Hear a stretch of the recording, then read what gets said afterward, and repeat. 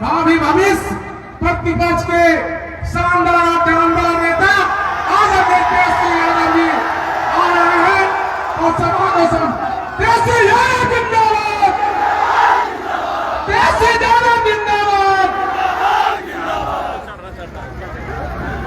राष्ट्रीय जनता दल के जिलाध्यक्ष त्रिवेदी जी, मंच पर उपस्थित वीआईपी पार्टी के संरक्षक बड़े भाई मुकेश साहनी साहब जी, विजय प्रकाश जी, अजय सिंह जी, बंटी चौधरी जी, श्रीमती सावित्री देवी जी, राजेंद्र यादव जी, विजय शंकर जी और महागठबंधन के सभी हमारे नेता, पदाधिकारी, कार्यकर्ता और आज सकाई में सोनो में ये चुनावी जनसभा हो रही है और ये स्वर्गीय फरवरी जी का उधर मत धरती है और इस धरती को हम लोग नमन करते हैं। दूर दराज से यहाँ हमारे बुजुर्ग अभिभावक हैं, उन सबका यहीं से पैर छू करके प्रणाम करते हैं, माताएं बहनों को नमस्कार करते हैं और हमारे नौजवान युवा साथी को यहीं से गले लगाते हैं। हमारे मीडिया के साथी, हालांकि हम चाचा कहते थे कि कब्जा हो गया इस पे मीडिया वालों पर, और पता नहीं बोलेंगे कि नहीं बोलेंगे, लेकिन सब मीडिया वाला भाजपा माइंडेड नहीं है, कुछ बचा हुआ लोग है, ईमानदार लोग है जो जनता की आवाज उठाते हैं। तो सभी लोगों को मेरा प्रणाम है, सलाम है। और भारी गर्मी था, लोग आप लोग यहाँ जुटे हुए और आप लोग जान रहे हैं कि नवरात्र चालू है, फिर चैती छठ आएगा और कल जो है ईद भी है, तो उसकी भी आप सब लोगों को शुभकामनाएं देते हैं। लेकिन चुनाव है, जमुई का लोकसभा का चुनाव है, ये मामूली चुनाव नहीं है। यहां से हम लोगों ने, लालू जी ने, महागठबंधन ने अर्चना जी को, अर्चना रविदास जी को प्रत्याशी बनाया है। पढ़ी लिखी महिलाएं, लोकल है, झाझा की रहने वाली है, जमुई संसदीय क्षेत्र की है और आदि आबादी है, महिला है, आपके घर की बेटी है। और हम लोगों ने यही सोच करके दिया है टिकट की भाई जमुई को हमेशा ठगने का काम किया है, बाहरी को लोगों ने टिकट दिया है, लेकिन इस बार ऐसा उम्मीदवार दे ताकि दर्द, दुख, तकलीफ में आप जाइएगा तो आपकी समस्या का निदान हो सके। आदरणीय चिराग पासवान भी भाई है मेरे, हम लोगों ने साथ में भी काम किया है और आप लोग सब लोग जानते, स्वर्गीय रामविलास पासवान जी और मेरे पिता का बड़ा अच्छा रिश्ता रहा। लेकिन चिराग यहाँ से सांसद रहे और इस बार भी सीट जो है उन्होंने अपने जीजा जी को दे दिया। किनको दिया? तो चिराग को हम अगर भाई बोलते हैं तो उनके मेहमान जीजा जी हुए, जिनको टिकट मिला तो मेरे भी जीजा जी हुए। लेकिन भाई जो मेहमान है, जो जीजा जी है, उनका पता कहाँ है, कहाँ के हैं, पता है, अरे कहाँ के हैं? तब घर की बेटी को वोट दीजिएगा कि जिसका पता ही नहीं पता उसको दीजिएगा। तो हम लोग तो इसलिए दिए। अब क्या कीजिएगा, चिराग जी तो हनुमान बन करके घूम रहे हैं। अरे हनुमान दूसरा कोई हो सकता है? यहाँ हनुमान भगवान से कंपेयर किया जा रहा है। वही हनुमान कोई दूसरा अनुमान नहीं हो सकता है। समझ रहे कि नहीं? तो भाई चलेंगे, लेकिन यहाँ जो टिकट दिया, मोदी जी बोलते हैं कि परिवारवाद ठीक नहीं है। क्या बोलते थे? दिन रात सुनते हैं, हम लोग को गाली देते हैं, परिवारवाद। अरे चिराग जी और मोदी जी जिनको टिकट दिए वो कौन वाद है भाई? वो कौन सा वाद है? करनी और कथनी में भारी अंतर है। आप लोग ये बताइए, चिराग जी यहाँ से सांसद रहे, होटलें में न रहे, आज तक पार्टी का दफ्तर भी नहीं बना पाए। अब जब समस्या आएगी तो कौन से होटल चाहिए? बताओ, समस्या आएगी तो कौन से होटल चाहिए? मोदी जी बोलते हैं देश का चुनाव है। हाँ, देश का चुनाव है, लेकिन मेरा मानना है कि जब तक आपके गांव का विकास नहीं होगा, जब तक आपके पंचायत प्रखंड का विकास नहीं होगा, जब तक आपके जिले का विकास नहीं होगा, जब तक आपके राज्य का विकास नहीं होगा, तब तक देश का विकास नहीं हो सकता।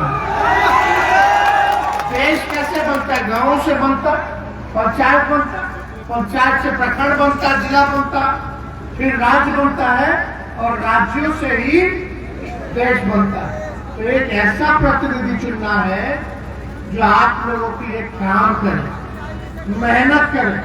हम मोदी जी को गाली देने नहीं आए। मोदी जी से मेरा कोई दुश्मनी नहीं, लेकिन वैचारिक विरोधी है और हम विपक्ष में हैं। मेरा अधिकार है कि अपने प्रधानमंत्री से पूछे कि जमुई लोकसभा में आपने क्या किया 10 साल रहते। ये आपका भी अधिकार है कि नहीं है? तो प्रधानमंत्री जी, हम मोदी जी की बात नहीं कर रहे हैं, हम यहाँ जमुई में आए मुद्दे की बात करते हैं। मेरा मानना है असली दुश्मन मेरा बेरोजगारी है कि नहीं? कितने बेरोजगार है? जरा हाथ उठा करके बताइए। महंगाई है कि नहीं है? मोदी जी गैस का कीमत कितना कर दी है? 1200, आसमान छू रहा है। पहले ये भाजपा वाला लोग सिलेंडर ले लेकर के नाचता था, गाता था, महंगाई गाय खाई जाते हैं, महंगाई गाय की, अब इनकी भौजाई है। क्या बात करते हैं लोग? अब से तब में कितना महंगाई चला गया। बोलता है 10 में 14 में मोदी जी क्या बोले थे, 19 में मोदी जी क्या बोले थे? यादों है? 15 लाख रुपया खाता में देंगे, हर साल 2 करोड़ लोगों को रोजगार देंगे, अच्छे दिन आएंगे, पलायन बिहार में रोकेंगे, बिहार को विशेष राज्य का दर्जा देंगे, किसानों का आय को गुना करेंगे, कोई घर ऐसा नहीं होगा जो पक्का नहीं होगा 22 तक, बिहार में निवेश लाएंगे, बिहार में इंडस्ट्री लाएंगे। क्या हुआ बताओ? पलायन रोकेंगे। क्या हुआ आपके लिए भाई? 10 साल में क्या परिवर्तन आपके जिंदगी में? क्या कोई परिवर्तन नहीं है? कोई परिवर्तन नहीं है। लेकिन जब आपने देखा होगा, जब हमारे चाचा जी जब बीजेपी को लतिया के दोबारा हमारे साथ आए, बीजेपी को दोबारा धोखा देके जब हमारे पास आए तो माफी मांगी और नीतीश जी ने कहा अब हम मर जाएंगे, मिट जाएंगे, मिट्टी में मिल जाएंगे, लेकिन भाजपा में नहीं जाएंगे। बोले थे कि नहीं बोले थे? हर बार बोले थे। तो दोबारा आ गए तो हमारे चाचा है, बुजुर्ग है, उनका सम्मान है, जहां रहे ठीक रहे और स्थिर रहे, है कि नहीं? ये उम्र में ज्यादा इधर उधर नहीं करना चाहिए, स्थिर रहना चाहिए। हम तो मोदी जी को बोलते हैं, मोदी जी आप तो कहते हो गारंटी आपका मजबूत है, जरा मेरा चाचा का गारंटी लेकर के दिखा दो। अरे कोई ले सकता है क्या? कोई गारंटी नहीं ले सकता। तो मोदी जी का तो गारंटी चाइनीज माल वाला गारंटी है। समझ रहे हैं कि नहीं? चुनाव है, तब तक है। फिर बाद में अमित शाह इंटरव्यू देके बोलेंगे अरे चूप तो चूप बोला था। समझ रहे हैं, इधर बाद वोट देना है और राज करना है। देश का संविधान लोकतंत्र आज हम लोगों का खतरे में। हम लोग सवाल पूछते हैं तो ईडी सीबीआई इनकम टैक्स लगा दिया जाता है, हम लोगों को भ्रष्टाचारी बोला जाता है। लेकिन जो भाजपा में चला जाएगा अरे भाई दूध का साफ हो जाएगा, राजा हरिश्चंद्र हो जाता है। महाराष्ट्र गए थे 2 दिन पहले बोल रहे थे महाराष्ट्र आसाम गए, दूसरा पार्टी के चुनाव में बोले थे भ्रष्टाचारी है, 70,000 करोड़ का घोटाला किया। अब चुनाव बाद उसमें चले गए तो मंत्री बना दिया गया, अब केसों बंद कर दिया गया। एक आध उदाहरण नहीं, ऐसा बहुत उदाहरण है, नाम लेने की हमको जरूरत नहीं है। तो हम लोग यही कहना चाहते हैं कि हम लोग मुद्दे की बात करें। आप जानते हैं सबसे पहली बार आपने नौकरी का बात किसके मुंह से सुना था? किसके मुंह से नहीं सुना था? 2020 में हमने क्या कहा था याद है? कितने नौकरी देंगे? 10 लाख। मुख्यमंत्री बनाइएगा तब। लेकिन हम 17 महीने आए, हमने नीतीश जी को बोला क्या आप उधर आ गए, चलो भाजपा को हटाते हैं। लेकिन हमने तो जनता को बोला रे भाई कि जब तक हम 10 लाख नौकरी नहीं देंगे तो जनता तो क्या समझेगी। चुनावों में क्या बोलते थे बीच में हमारे चाचा, पैसा कहाँ से लगा? तो बाप के पास से लगा, वेतन बांटेगा। बोलते थे कि नहीं बोलते थे? बोलते थे असंभव है। लेकिन जब तेजस्वी आया तो जो असंभव मुख्यमंत्री को लगता था, उन्हीं मुख्यमंत्री के हाथों से 17 महीने में 5 लाख सरकारी नौकरी हम लोगों ने दिलाने का काम किया। बीपीएससी से परीक्षा कराया, पेपर लीक नहीं हुआ, 3 महीने में सब कुछ रिजल्ट सब आ गया। और जो मेरिट वाला था, जो एग्जाम पास किया उसको नौकरी मिला, टीचर में बहाली हुआ, हर जगह डिपार्टमेंट में बहाली हुआ। तो काम हम लोग किए। लेकिन मोदी जी से पूछोगे कि 10 साल आपका रहा, कितना? और बिहार में 17 साल, और जम्मू से कितना बार से एनडीए का सांसद है? 10 साल। यहाँ से उन्हीं का विधायक, उन्हीं का सांसद, राज्य सरकार उनका, केंद्र सरकार उनका, ऊपर से नीचे अब तक। बताओ गरीबी नहीं खत्म हुई? और कितना दिन चाहिए भाई? 17 साल राज्य में, 10 साल केंद्र में, 3 बार से तो 3-4 बार से आप लोग जमुई लोकसभा उन्हीं को जिता रहे हैं, विधायकों उनका। तो काम नहीं हो रहा तो कहा ठोक के वोट दे रहे हैं? हम तो आपसे सवाल करते हैं, अरे मौका दीजिए पढ़ी लिखी महिला, इनको दीजिए। भाजपा वाला लोग बोलता है मोदी जी कुछ नहीं किए, कौन आज मिल रहा 5 किलो, क्या बोले? अरे मोदी जी से पहले ही से अनाज मिल रहा, कांग्रेस फूड सिक्योरिटी बिल लाई थी, उसी टाइम से मिल रहा। उस समय तेलों मिलता था, चीनियों मिलता था, किरासन तेल मिलता था। एक बार आप इनको हटाइए, हम लोगों को लाइए, राशन के साथ साथ हम लोग सरकारी नौकरी भी और रोजगार भी देने का काम करेंगे। लोग क्या बात करते हैं, पर काम नहीं है, खाली आना है 5 साल बाद। अभी आए थे मोदी जी, आज वही हम काहे नहीं बोले कि काहे से आप जी आपने दे दिया टिकट अपने परिवार में? काहे नहीं पूछे? क्यों नहीं पूछे? हम लोग नौकरी दिए, काम करके दिखाए। 17 महीने में हम लोगों ने आरक्षण की सीमा को बढ़ाया, जाति आधारित करना कराया, जो आजादी के बाद किसी राज्य में, किसी देश में नहीं हुआ, वो हम लोगों ने किया। तांडी मरकज, मानदेय, आशा, ममता, आंगनबाड़ी महिला, विकास मित्र, टोला सेवा, सबके मानदेय को हम लोगों ने बढ़ाया। नियोजित शिक्षा 4.5 लाख, समान काम समान वेतन के लिए लड़ाई लड़ रहे थे, हम लोगों ने सरकारी कर्मी का दर्जा देने का काम किया। पुलिस में बहाली निकाला, हर जगह निकाला। लेकिन यहाँ देखिए रेलवे को भेज दिया। देश में सबसे ज्यादा नौकरी कहाँ मिलता है? रेलवे में मिलता है कि नहीं मिलता? सेना में मिलता है कि नहीं मिलता? रेलवे को प्राइवेटाइज कर दिया, बताओ कब बहाली निकला, कितना काम कर दिया? कुछ हो रहा है? कुछ नहीं हो रहा। अग्निवीर योजना ले आया गया, बोल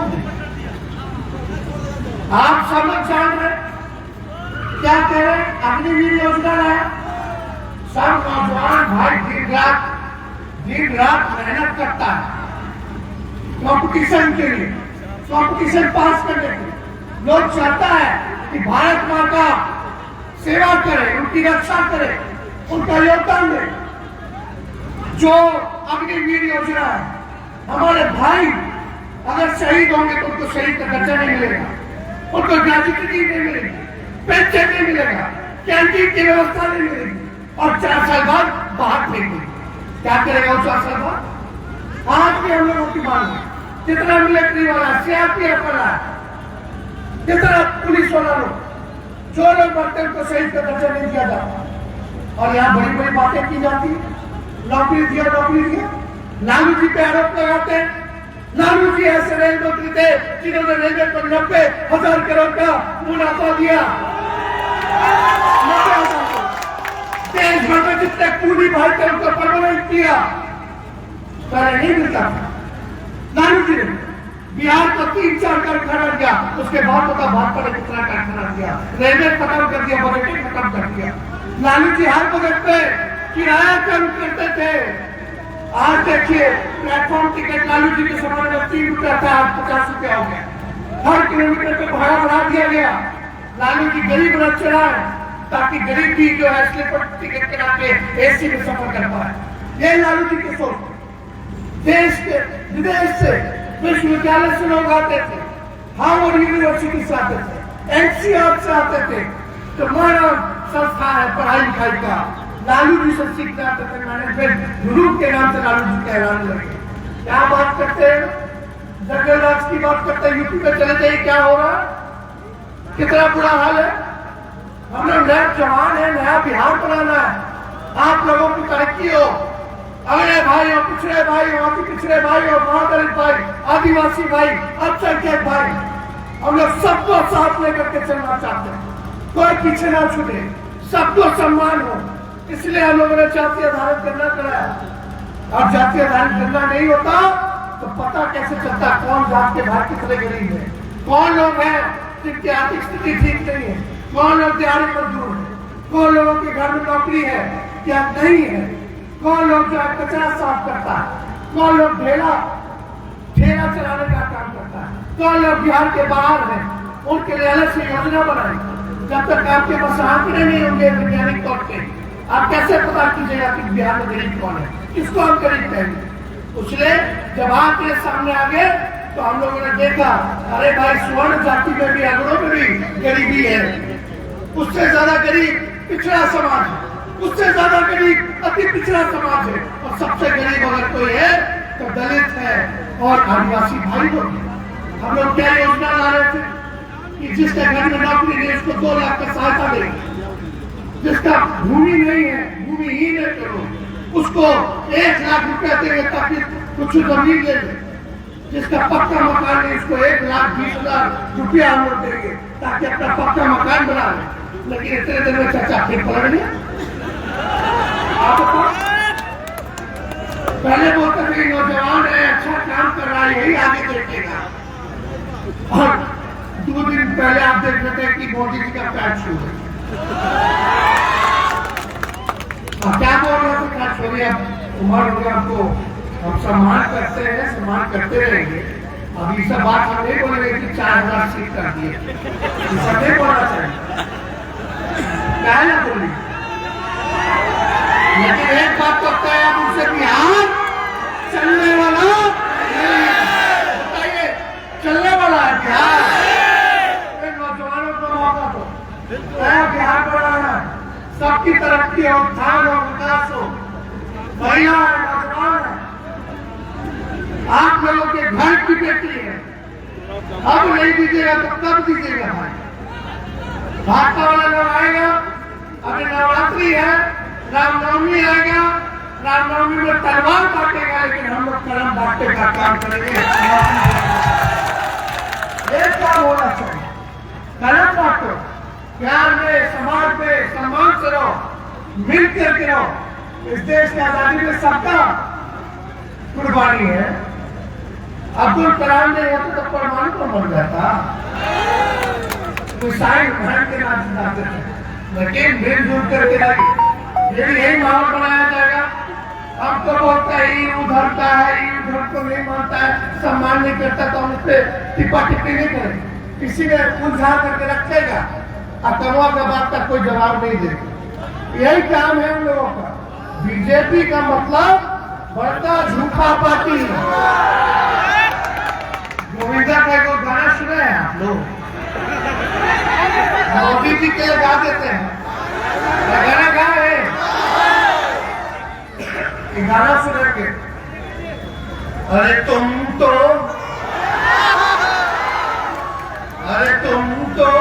होके बाजो, वादा करके भूल जाओगे। रोज मोदी जी तुम ऐसा करोगे, रोज मोदी जी तुम झूठ बोलोगे, जनता जब रूठ गई तो हाथ मारोगे। तुम तो वादा करके मेहमान लोग आएगा, खिलाइए। जो अतिथि होते हैं वो आते हैं और चले जाते हैं। ये तो घर की बेटी है, तो आप लोगों को क्या करने को नहीं है। उन लोग धन बल वाला लोग है, हम लोग जन बल वाला लोग है। चुनाव आएगा, तरह तरह का बात होगा, लेकिन वो आपका मर्जी, आप मालिक हैं, आपको लोकतंत्र में अधिकार है, किसी को भी चुनिए। तो लेकिन हम यही कहेंगे, जब वोट डालने जाएगा तो चुपचाप आवाज आना चाहिए कोने कोने से। जब वोट डालने जाइएगा तो चुपचाप